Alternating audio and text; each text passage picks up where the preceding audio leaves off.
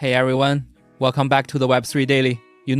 Looking at the market today, it's a bit of a head scratcher. Honestly, Bitcoin is just wrestling back and forth above that $110,000 mark. You can't really call it weak, because it refuses to drop. But you can't call it strong either, cause it just won't punch through to a new high. There's this vibe across the whole market, like it's holding its breath, wanting to run but also scared to trip. Feels like the calm before a storm.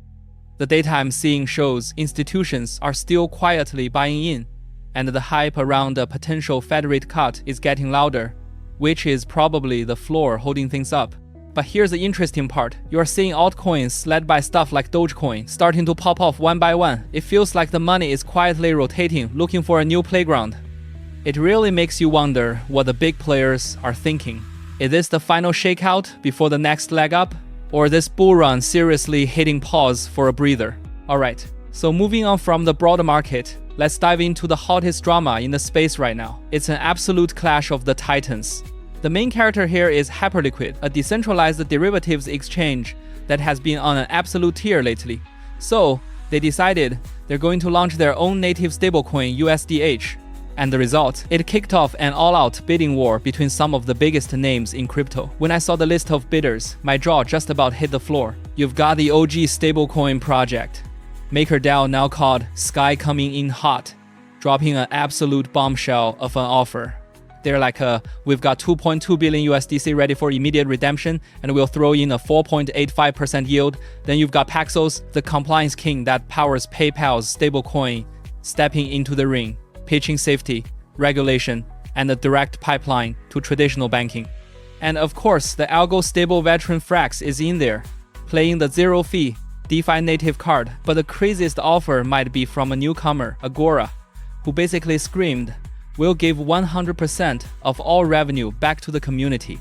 This isn't just a business deal anymore. This is a bare-knuckle brawl for territory. So why is everyone going so hard? Because winning the right to issue Hyperliquid stablecoin means controlling a critical liquidity gateway and settlement layer in the future of DeFi. This isn't just some small partnership. This is a bet on who gets to sit on the throne in the next era of DeFi. And the market's reaction was instant and brutal. Hyperliquid's own token, HYPE, absolutely skyrocketed. It just goes to show, the smart money has the sharpest nose. It flows to wherever the narrative is strongest and the competition is fiercest. While the titans of DeFi are battling it out, the old guard in Washington hasn't been sleeping. The Senate Democrats finally unveiled their long-awaited crypto regulation framework. My first reaction after reading through it was, the storm clouds are gathering. This proposal is a completely different beast compared to the much friendlier version the Republicans have been floating. This one has a real tough love vibe, and it's clear they're looking to lay down the law. They outlined 7 core pillars, but a few of them are what really matter to us in the trenches. First, their stance on DeFi is incredibly hostile. They basically paint it as a rogue element that needs to be brought to heel, which is a pretty ironic take when you consider the explosive innovation we just talked about with Hyperliquid. Second, they included this really aggressive ethics clause, banning officials and their families from launching crypto projects while in office. Anyone with half a brain can see that's a direct shot at Trump. So, this isn't just about financial regulation anymore. It's pure political chess. With this framework on the table, the battle lines for US crypto regulation are clearly drawn.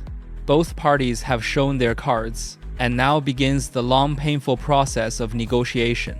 For us, as investors, this probably means more sensitivity and chop in the short term due to the uncertainty.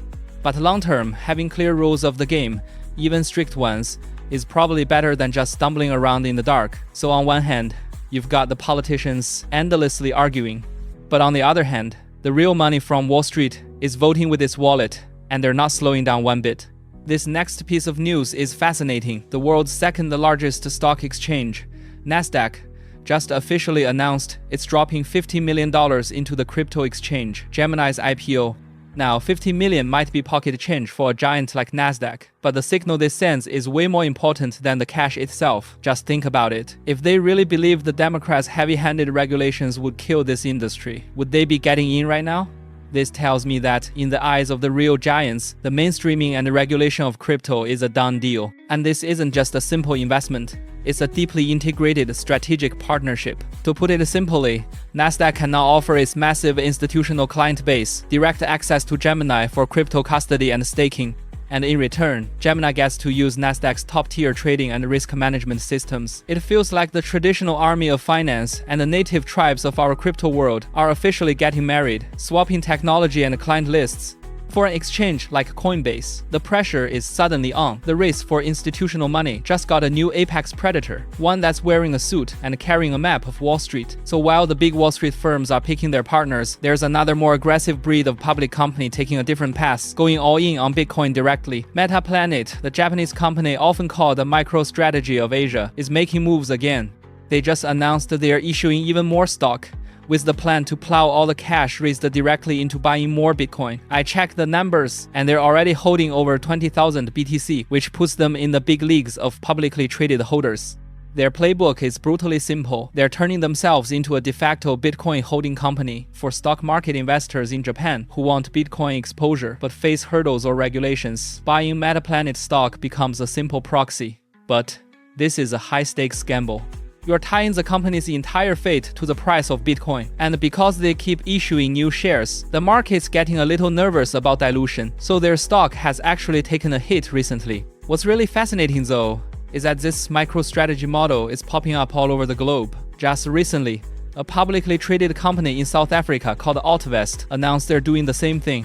They plan to raise $210 million and literally rename themselves Africa Bitcoin Corp with the sole mission of buying Bitcoin from Asia to Africa. This trend of turning public companies into Bitcoin treasuries seems to be gaining some serious momentum. So we've been talking about all the creative ways money is trying to flood into the crypto market. But let's not forget, there's still a massive gatekeeper in Washington, and that's the SEC. And true to form, they've just made a move, officially delaying the decision on Bitwise's Dogecoin ETF and Grayscale's Hedera ETF. The reason they gave?